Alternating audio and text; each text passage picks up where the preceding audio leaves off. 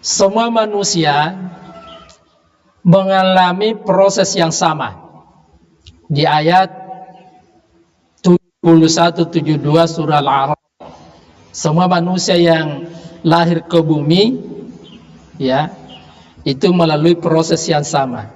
Ketika Allah bertanya tadi, Alastu bi rabbikum, ya, Allah bertanya, akukah ini Tuhanmu? Jawaban ruh kita sebelum ditiupkan itu, wa nafakha fihi min ruhihi, sebelum ditiupkan, jawabannya sama. Qalu bala syahidna, benar engkau Tuhan kami dan kami bersaksi.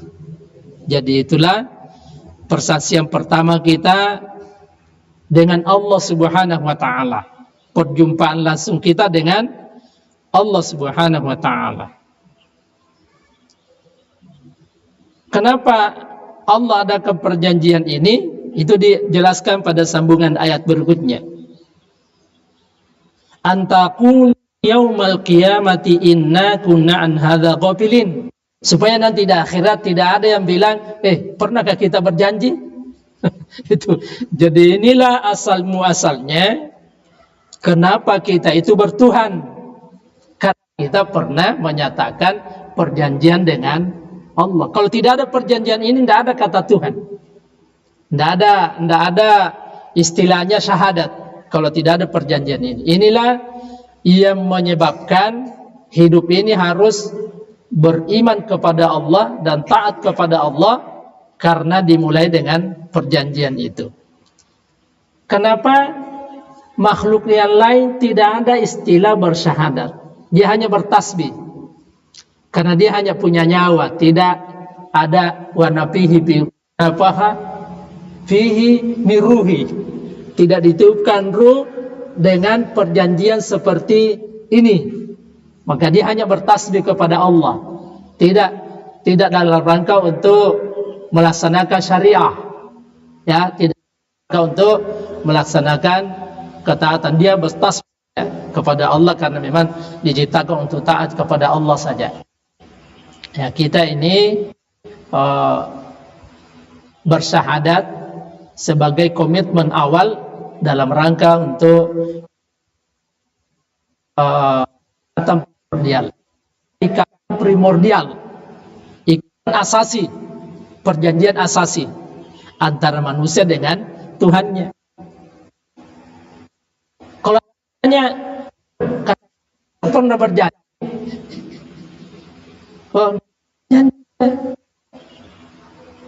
cuma lupa saja, itu perjanjian masih di alam ruh, belum di alam dunia. Karena ruh itu ditiupkan, baru tiupkan, diambil. Nah, tapi ada manusia itu disebut dengan fitrah. Kullu mauludin yulad alal fitrah. Semua manusia lahir itu dalam keadaan fitrah. Apa fitrahnya? Fitrahnya dia hanif. Dia bertuhan kepada Allah. Di sini harus kita sepakat, jamaah sekalian, bahwa tidak ada manusia lahir itu tidak suci.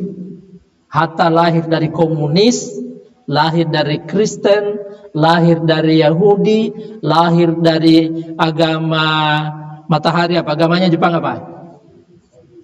Agama Shinto. Ya, ada agama Majusi. Agama Tolautan. Semua lahir dalam keadaan suci. Sama ini, sama semua. Semua bilang qalu bala syahidna. Jadi ini harus disamakan, ya. Makanya Allah katakan dalam Al-Qur'an, wala in sa'altahum man khalaqas samawati wal arda la yaquluna Allah. Bila kau tanya semua orang, termasuk orang kafir, siapa yang menciptakan langit dan bumi? Di ayat lain, wasakhara syamsa wal qamar, mengatur pergantian siang dengan malam, niscaya hatinya menjawab Allah. Karena dia sudah ada Allah hatinya. Itu namanya fitrah. Contoh sederhana fitrah itu dalam kehidupan kita, kalau semua ditanya mau jadi orang baik, pasti dia bilang baik. Mau jadi orang jahat, tidak ada yang mau bilang saya mau jadi orang jahat. Itu namanya manifestasi fitrah. Namanya hati nurani, bahasa hati nurani, ya. Hati nurani itu namanya fitrah. Tidak pernah dia bohong. Hanif, fa'akin wajib dini hanifan fitratallahi allati fataran nas 'alaiha la tabdila li khalqillah. Bahwa fitrah itu selalu hanif, lurus. Nah, turun Al-Quran nanti tidak ada yang bertentangan antara fitrahnya dengan Al-Quran. Karena Al-Quran turun dalam rangka mengangkat fitrah untuk manifest dalam kehidupan. Jadi tidak akan sedikitpun antara fitrah perjanjian dengan Allah dan Al-Quran yang diturunkan oleh Allah Subhanahu wa Ta'ala. Nanti kita bahas kapan manusia merasa nikmat, kapan manusia merasa tentram, kapan manusia merasa khusyuk, harmoni dia dengan Tuhannya, ketika Al-Quran sudah terpatri dalam fitrahnya, dalam hatinya. Nah, itu sudah sejalan antara hati nuraninya dengan ajaran yang diturunkan Allah Subhanahu wa Ta'ala. Bagaimana ke sana? Nah, ini kita bahas. Pertanyaan berikutnya. Tadi poin pertama ya, semua manusia lahir telah bersyahadat. Syahadat rububiyah. Syahadat rububiyah. Alastu bi rabbikum qalu bala syahid. Apa manusia ingkar setelah lahir di dunia? Karena di dunia ini ternyata bukan yang menarik, bukan kasat mata, bukan Tuhan yang menarik di dunia ini kasat mata. Ada yang menarik selain Tuhan. Apa yang menarik selain Tuhan? Zuyyina lin-nasi hubbus syahawati minan nisa wal banin wal qanatiril muqantarah. 3. Ternyata setelah manusia bukan Tuhan, Allah yang menarik. Yang menarik itu apa? Lawan jenis. Yang kedua, harta. Yang ketiga, kekuasaan. Itulah manusia sampai dunia kiamat. Inilah yang memperdaya manusia ini. Keturunan Nabi Adam pertama terperdaya dengan 3 ini, ya. Habil Qabil itu berperang saling membunuh karena 3 ini, karena harta, karena kekuasaan, dan karena wanita. Sampai dunia kiamat ini yang menjadi kecenderungan manusia. Padahal tadinya waktu dia berjanji hanya cenderung kepada Allah. Setelah lahir di dunia cenderungnya lain. Berubah ke wanita kalau laki-laki, laki-laki kalau dia wanita. Yang kedua kekuasaan, yang ketiga harta. Itulah yang menutupi fitrahnya. Ada fitrahnya tapi tidak manifest, tidak tersingkap dengan baik. Nah, itulah yang digambarkan Allah 4 karakter jahiliyah di mana Nabi diutus di sana. Apa karakternya jahiliyah itu? Pertama, dhonnal jahiliyah. Apa itu dhon? Persangkaan. Dia percaya ada Allah, tapi tidak sampai kepada Allah kalau tidak ada perantara. Dia juga tahu ada Allah itu, tapi harus ada perantara. Makanya Allah Ta'ala Uzza dan Al-Man, itu Tuhan perantara, baru sampai ke Tuhan. Itu dhonnal jahiliyah. Yang kedua, hukmul jahiliyah, hukum orang jahiliyah. Yang ketiga, tabarrujal jahiliyah, budayanya jahiliyah. Yang keempat, hamiyatul jahiliyah, kesukuannya orang jahiliyah. Inilah 4 karakter di mana Muhammad hidup di tengah-tengah karakter itu mungkin tidak ada yang melebihi kejahatan, ya, kejahatan. Jahiliyahnya disebut jahiliyah itu jahiliyah karena keterlaluan jahatnya, bukan bodoh secara ilmu, tapi dia terlalu jauh menyimpang dari kebenaran. Jadi jahil itu sebenarnya bukan bodoh, tapi dia menyimpang dari kebenaran. Karena orang pintar sekali syair, orang Arab itu pintar sekali debat masalah suku, masalah syair. Tapi kenapa dikatakan jahiliyah? Jauh sekali dia dari kebenaran, jahiliyah itu. Jadi ada itu profesor jahiliyah. Ada juga profesor jahiliyah itu kalau dia jauh dari kebenaran, itu namanya jahiliyah. Bayangkan Arab Quraisy itu, Arab Quraisy, dia bikin sembahan di Ka'bah itu sampai ratusan. Dalam rangka dia bisa sampai ke Tuhan kalau ada sembahan-sembahan berupa fisik, namanya patung-patung. Kalau ada perempuan hidup, lahir, dibunuh hidup. Menjadi kebanggaan perempuannya kalau dia memiliki suami 25 orang. Kalau dia hamil, dipanggil dia mirip. Nah itulah bapaknya. Adakah budaya melebihi jahatnya itu? Ya, Hamiyatul jahiliyah memang kerjanya berperang. Sudah tidak ada kebenaran, tertutup kebenaran. Di zaman jahiliyah waktu lahirnya Nabi itu. Lalu kemudian Nabi Muhammad yang kecil ini dipelihara oleh Allah, tidak tersentuh empat karakter jahiliyah. Di dalam dirinya tidak ada hukmul jahiliyah, tidak ada hamiyatul jahiliyah, tidak ada tabarrujal jahiliyah, dan tidak ada dzonal jahiliyah. Dipelihara oleh Allah, ya, dipelihara oleh Allah Subhanahu wa ta'ala. Jadi memang yang kita membahas bagaimana caranya Allah memelihara Nabi itu. ya sampai kemudian bisa menerima wahyu. Itu tadi tazkiyah, ya. Allah pelihara Nabi terhindar dari semua maksiat. Itu ya. Jadi ini perkadera.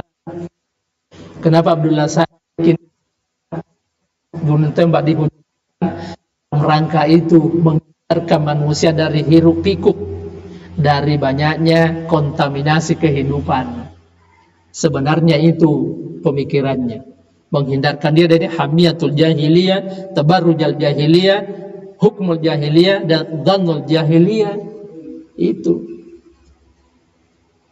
sebenarnya pergaulan kita hari ini sudah tidak masuk kriteria itu. Bagaimana menghindar dari ini, ya. Itu Nabi aman dari situ. Begitu lahir dia dibawa ke desa, karena di kota itu terlalu kuat pengaruh jahiliyah, dibawa oleh ibu susuannya.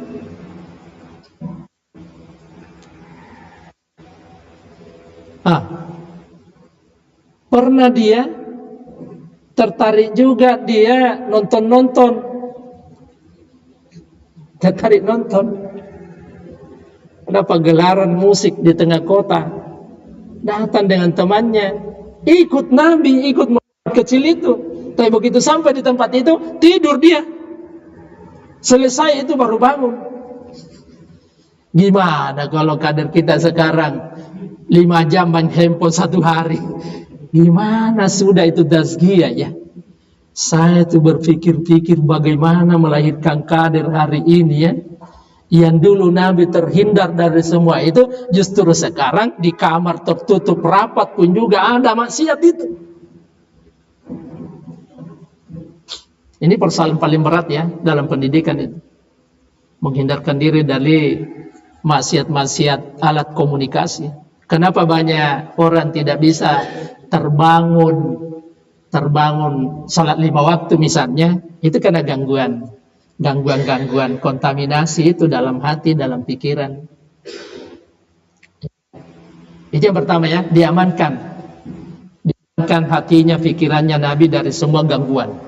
Jadi perkaderan ke depan ini harus ada kawasan yang di situ memang didesain tidak banyak hubungan eksternal, ya, tidak banyak alat komunikasi. Kalau perlu alat komunikasinya hanya di perpustakaan saja. Kita sedang merancang ini, Badan Pekerja Munas akan menjadikan satu keputusan, mungkin ada 3-4 tempat di Indonesia ini perkaderan santri, dikumpul santri pilihan di situ, bukan santri pilihan, pokoknya santri anak biologis, anak ideologis yang memang kecerdasannya di atas rata-rata, dipersiapkan di pemimpin ke depan, aman dari kontaminasi. Tidak mungkin dipare-pare seperti ini, yang keluar lihat orang di atas lutut, mungkin hafal Quran di sini, keluar hilang hafalannya. Bukan di sini, bukan. Ya. Sedang kita rancang. Ini prawahyu, mencetak kader yang nilainya ada prawahyu di sana. Ini menyiapkan ruhnya, ya, menyiapkan proses tazkiyah untuk melahirkan ruh qalbun salim. Yauma la yanfa'u malun wala banun illa man atallaha biqalbin salim. Surah apa tadi? Syahril itu. Dibaca itu tadi malam.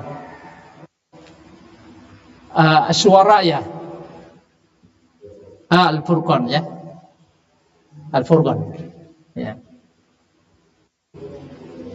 Yauma la yanfa'u malun wala banun illa man atallaha biqalbin salim.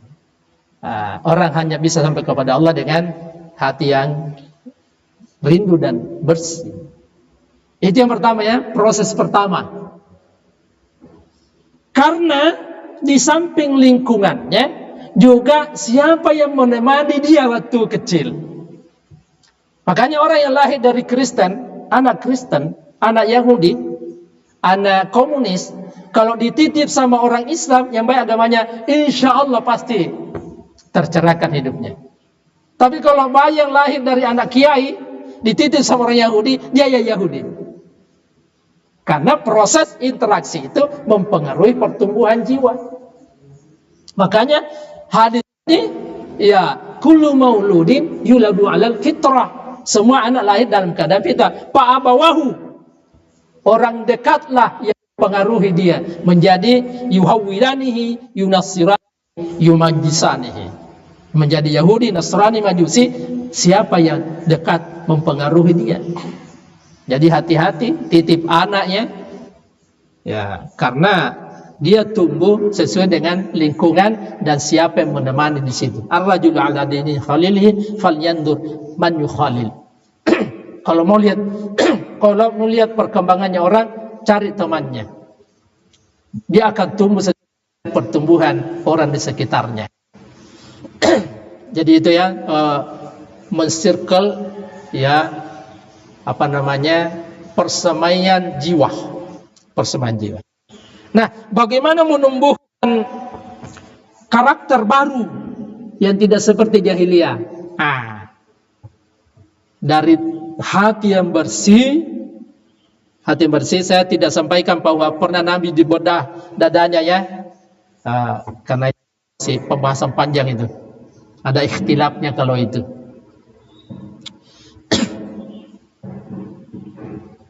Karakter yang tumbuh pertama, dia tidak tergantung kepada alam. Ya, Nabi lahir tergantung kepada alam. Karena ketergantungan pertama manusia itu kepada orang tua.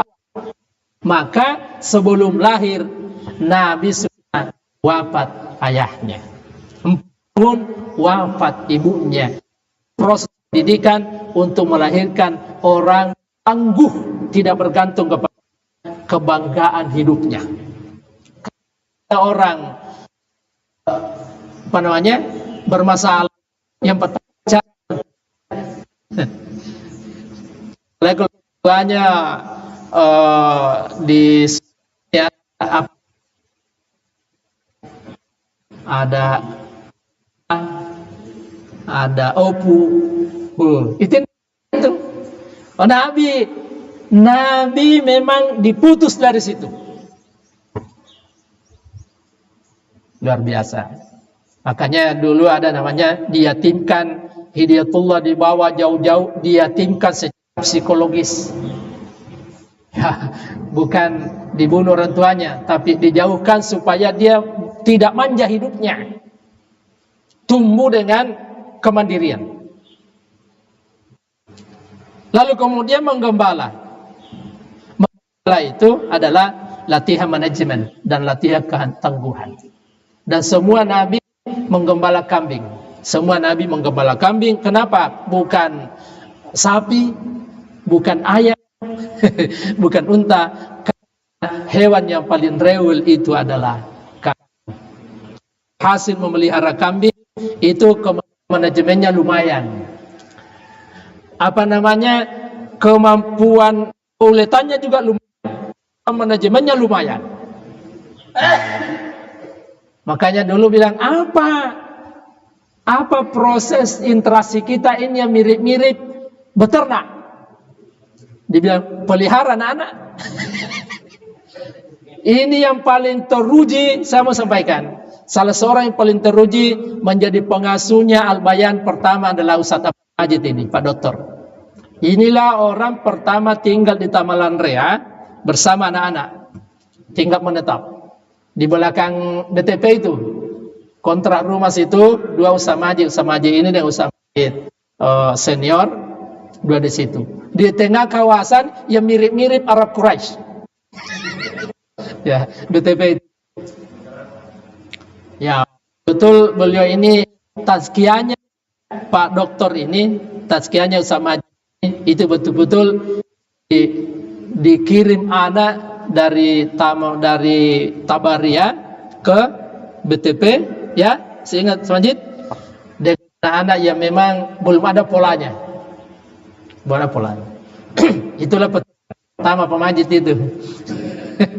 Tapi lahir orang-orang yang untuk memimpin gerakan di Sulsel ini. Lahir di situ Pak Jumarudin, lahir Ammar, lahir Wito, lahir macam-macam. Baru Pak yang menemani di BTP. Beliau juga ini yang menginfo kepada saya bahwa dapat di Taman Raya sore. Nah, beliau menginfo saya ada tanah Ustadz di Tamalan Rea. Saya langsung ketemu orangnya itu. Ayo kita ketemu. Itulah sandat tapi memberitahu Pak Majid ini, Ustaz Majid ini, bahwa ada tanah di situ, angker. Itu. Jadi harus ada latihan Tuhan, latihan kesabaran. Iya. Ya makanya orang semua ke Gunung Tembak itu disuruh masuk di empang. Nggak ada untuk membangun, berhadapan problem, membangun stamina dan kesabaran. Di situ muncul. Kalau Al-Bayan itu teruji Papa. Ya masuk Al-Bayan itu adalah semua HMI awalnya. Dan bukan HMI pinggiran. Sama-sama, bukan HMI pinggiran. HMI semua kelas elit. Sebulan Abdul Aziz Qahar Muzakkar, Ketua HMI Indonesia Timur waktu itu, Ustaz Khairul Baiz, tokoh di Unhas, Ustaz Abdul Majid ini, ya, Ustaz Ahmad Kam Sumadiana, ya, Pak Muntazar, termasuk juga mertuanya Pak ini, mertuanya, itu juga yang awal di Tamalan Rea itu, mertuanya ini. Tapi dia tidak bersama anak-anak di rumah, tapi dia di lapangan, ya, meratakan medan di lapangan itu juga. Jadi kita kelas elit masuk Hidayatullah, apa pekerjaan? Jadi instruktur sehari-hari mentraining mahasiswa dari semua perguruan tinggi, tiba-tiba jumpa Hidayatullah. Masuk Hidayatullah disuruh bikin panti asuhan. Kenapa dikatakan Ashabul Kahfi, kita masuk di gua. Di gua. Ashabul Kahfi kan masuk di panti asuhannya pembinaan gua Perkadera. Bayangkan, dari orang yang ada SK dosen, ya, ada SK dosen, ada SK di bank, ada pemimpin pergerakan, dia tinggalkan semua, kemudian masuk panti asuhan, pekerjaan hari-harinya jual majalah dan pelihara anak yatim. Itu tazkiyah yang sesungguhnya. Tahu antum bagaimana proses penggembalaan di tanah Korea? Keluar ijazah PNS 7 Jakarta PNS keluar. Pak Bakri, Pak Ruli, Pak Daris, Pak Hasan, Pak Jumain, siapa dua? Pak Salam, satu lagi. Enggak deh, Pak Suryadi. 7 SK PNS. 2 5 diparkir di Diknas. Orang desa bilang, malaikat kah orang di Hidayat itu? Ini yang dicari kok ini. Ini sudah dimakan anak-anak ini. SK-nya kok tidak diambil-ambil ini. Apanya saya sampaikan itu? Biasa. Itu penggembalaan dalam rangka bahwa kita ini bertarung membangun membangun. Setelah itu apa? Berniaga Nabi. Apa intinya berniaga? Ya, membangun kejujuran. Nabi itu teruji orang jujur, dan yang managerial skill. Jadi seorang calon pemimpin itu, di samping dia mandiri karena dia yatimkan sejak awal, yang kedua tangguh karena dia beternak kambing, yang ketiga punya kemampuan manajerial, dan kemudian dijamin integritasnya, dia jujur. Lalu ketiga, dia nyebrang negara-negara tetangga, tahu suku, dia tahu budaya. Kalau menghadapi orang sana begini caranya, menghadapi orang situ begini caranya. Jadi seorang pemimpin itu harus ekspansif, tidak boleh eksklusif. Inklusif, dia tahu wawasan luas sekali. Jadi Nabi jangan dipersepsikan orang bodoh, kan dianggap umi. Umi itu hanya tidak tahu membaca dan tidak tahu menulis, tapi kecerdasannya itu sudah berwawasan internasional. Ya, sampai kemudian dia ikut perang. Kenapa perang? Karena itu persiapan membawa wahyu, karena di sana pasti ada perang. Maka kemudian adanya hifdzul fudul, perang pijar. Nabi ikut perang. Setelah itu Berkhadijah itu membangun kepemimpinan sudah. Kepemimpinan dalam unit yang terkecil, kemudian berbuah hira. Nah, kenapa dia berbuah? Setelah dia berniaga dengan hatinya yang bersih, dia melihat tidak benar hidup ini. Dia ke Yaman, dia ke Syria, dia ke Jazirah Arab, tidak benar hidup ini. Itu dia ada ekspresi dari jiwanya, tidak seperti ini hidup ini. Tapi untuk menjawab, dia tidak tahu bagaimana cara menyelesaikan ini. Fitrahnya berbicara, tidak benar ini. Tapi untuk menjawab, tidak ada petunjuk untuk menjawab itu. Akhirnya apa yang dilakukan? Menyerahkan, masuk juga hira. Cari petunjuk. Ada Tuhan. Kan orang Hanif itu kan dia yakin ada Tuhan. Maka kemudian Ustaz Abdullah Said menyampaikan ada tiga sikap yang muncul dari pribadi sampai dia berbuah hira. Pertama, resah melihat kondisi kehidupan. Tidak seperti ini hidup. Yang kedua, dia memiliki tanggung jawab, harus selamatkan ini. Umayyah harus diselamatkan ini. Kalau begini hidup ini, tersesat hidup ini. Yang ketiga, kalau begitu harus naik.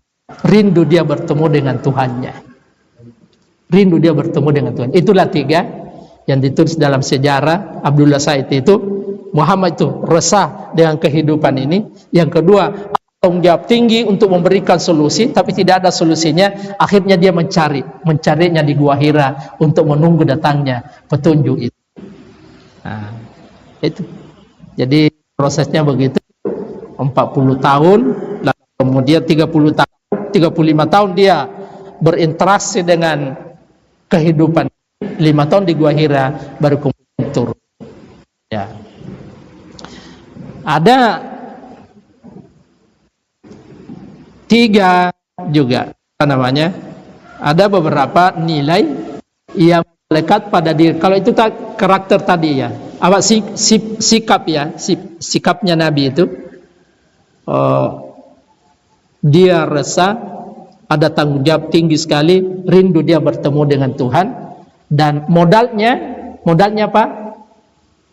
Dia tidak pernah melakukan dosa, tidak pernah dusta, tidak pernah menipu, dan dia menjadi al-amin, orang paling dipercaya. Jadi itu persiapan menerima wahyu itu seperti itu. Karena wahyu yang tunggu itu innahu laqur'an karim fi kitabim maknun la yamassuhu illal mutahharun tanzilum mirabbil alamin.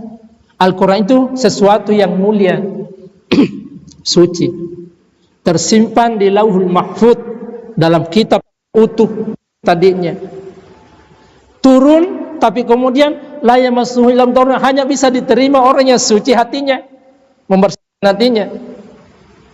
Ya. Tanzilum mirabbil alamin, turun dari Tuhan pemilik alam ini. Jadi syarat memang wahyu ini turun ke orang yang memenuhi syarat, hatinya bisa menerima wahyu itu. Maka kemudian ketika Allah memperkenalkan dalam surah Al-Jumu'ah ayat 2, yatlu alaihim ayatihi, datang Nabi membacakan ayat Allah, syaratnya adalah wa yuzakihim, harus ada proses membersihkan hati. Itulah bapak-bapak, para satid, para santri, ya, proses ini harus ada tazkiyah, pembersihan. Karena memang wahyu suci hanya bisa diterima oleh tempat yang juga seperti itu. Nah, makanya satu-satunya orang di dunia waktu itu yang klop dengan wahyu itu, yang bisa menerima wahyu itu adalah hanya satu orang, namanya Muhammad bin Abdullah. Hanya satu orang yang bisa menerima wahyu itu waktu itu di seluruh alam ini, namanya Muhammad bin Abdullah. Karena dia sudah berproses, memproses diri, tazkiyah 40 tahun. Itu pun juga nanti kita besok bahas ya. Ketika turun wahyu pertama, Iqra, maka Nabi yang disampaikan ma ana qari. Jadi saya menyampaikan kepada para asatidz, puncak pencarian Nabi, pensucian diri Nabi itu puncaknya ma'ana biqori.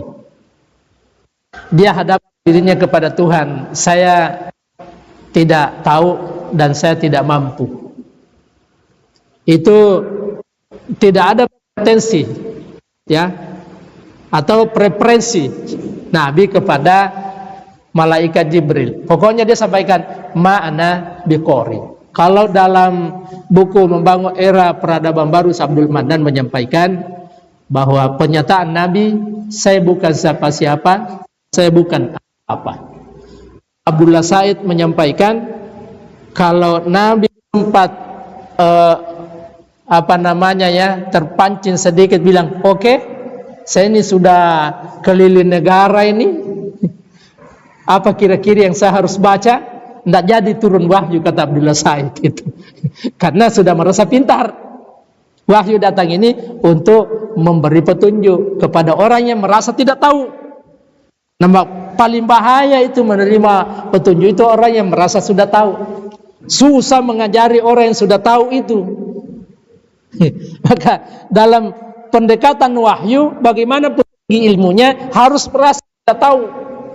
Karena ayatnya itu wa ma utitu minal ilmi illa qalila. Ilmu yang diberikan kepada manusia sedikit sekali. Jadi kalau ada yang tanya, apa kuncinya sampai kepada wahyu? Ma'ana biqori. Bagaimana caranya sampai kepada ma'ana biqori? Ada proses tazkiyah. Proses tazkiyah secara ruh dan secara fisik. Ruhnya dibersihkan, fisiknya dibangun sebagai khalifah. Jadi prawahyu itu dua dimensi prawahyu, membangun jiwa, dan kedua menyiapkan potensi untuk menjadi khalifah. Ya, tadi membangun jiwa untuk wa ma khalaqtul jinna wal insa illa liya'budun, kemudian mempersiapkan potensi fisik ini sebagai khalifah. Karena dua fungsinya manusia, hamba dan khalifah Allah di permukaan bumi ini. Nah, itulah adik-adik, ya, karena sudah turun Al-Quran. Al-Quran juga itu alat tazkiyah yang paling kuat. Alat tazkiyah yang paling kuat. Kita tidak bisa seperti Nabi, juga mungkin tidak bisa seperti orang Gunung Tembak awalnya, di Al-Bayan awalnya, Surabaya dan seterusnya. Kita sudah ada juga sistem tazkiyah. Misalnya tahajud 3 jam itu tazkiyah itu. Kita tidak merasa dapat pahala itu, tidak usah cari pahala di situ. Ya, cukup Allah lah yang tahu. Tapi kalau antum merasa ada hijab dengan Allah, saya merasa ada hijab dengan Allah, ya, masih kecenderungannya musyahwati wal banin wal qanat muqantara, harus dibantai. Caranya membantai istighfar dengan tawajjuh dengan ayat-ayat Allah. Saya merasakan Masya Allah, untuk mencuci ini, untuk menterapi ini, satu yang paling kuat itu adalah Quran. Ya, bagaimana misalnya begini, pengakuannya Nabi Yusuf, wa ma ubarri'u nafsi in nafsa la'ammatun bisu illa ma rahima rabbi. Yusuf tertarik kepada Sulaimah. Yusuf tertarik, dia bisa selesai illa ma rahima rabbi. Rahman rahimnya Allah. Apa rahman rahimnya Allah yang paling kuat mentazkiyah kita itu adalah Ar-Rahman 'allamal Quran. Alat tazkiyah dan kasih sayang Allah yang paling tinggi adalah Ar-Rahman 'allamal Quran. Rahmannya Allah itu adalah dia menurunkan Al-Quran dan mengajarkan Al-Quran.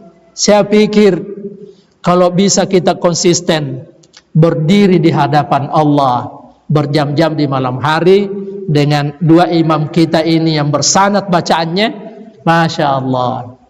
Saya tinggalkan depo ini pengorbanan Ustaz Ismail. Ke depo ini 4 imamnya, semuanya bersanad qiraah, bersanad hafalan. Saya bilang, saya mau di Parepare ini. Alhamdulillah, saya dapat di Parepare. Ya, rugi antum yang tinggal di sini kalau tidak ikut di sini, rugi, ya, rugi. Itu latihan. Kita tidak bisa ikut beternak lagi, ya, tidak bisa menghijab diri dari kehidupan seperti Nabi, dimasukkan di hutan, di Gunung Tembak, tidak bisa. Kita ini ada urusan hari-hari. Maka tazkiyahnya, anggaplah itu para wahyu, kita berdiri 3 jam menghadap kepada Allah sambil istighfar mendengarkan Al-Quran. Makanya di khutbah kemarin yang saya tulis itu, pas saya tulis khutbah kemarin khutbah seragam, bahwa Qiyamu Ramadan yang memang hanya ada di bulan suci Ramadan itu 4 hal terangkum di situ. Di dalamnya ada istighfar, di dalamnya ada munajat, di dalamnya ada muhasabah, dan di dalamnya jelas-jelas kita mendengarkan ayat-ayat Al-Quran. Dan saya syukuri Masya Allah sampai tadi malam belum mengantuk.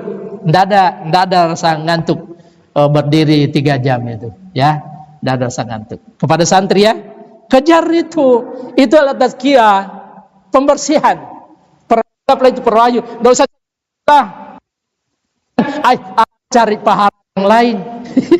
Ini bukan cari pahala saja, tapi ini mengumpulkan nilai dan insya Allah berupa tazkiyah. Karena banyak orang bisa menangis dengan ayat-ayat Al-Quran. Ya, saya mendapati proses ini, saya anggap ini tazkiyah.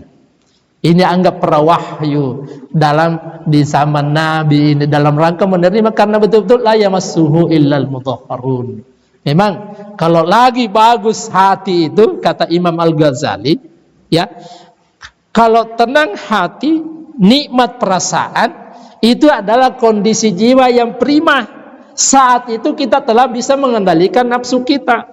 Karena tidak mungkin ayatnya begini. Ma ja'alallahu lirajulin min qalbayni fil jawfi. Dalam dada kita hanya ada satu hati, tapi penggeraknya 2, iman dan nafsu. Kalau misalnya iman dominan, nafsu terkendali, itu namanya ya ayyatuhan nafsul mutmainnah. Ada tapi sudah sejalan dengan iman. Tapi kalau nafsunya kuat, imannya tidak rasional. Boleh jadi bilang saya sudah beriman, tapi Allah katakan kepada kul lam tu'minu billah. Sampaikan Nabi kepada orang Arab Badui itu, kamu belum beriman. Walakin qul tapi kamu sudah ikut syariah Islam. Walamma yadkhul imanu fi qulubikum, karena iman belum masuk ke dalam hatimu.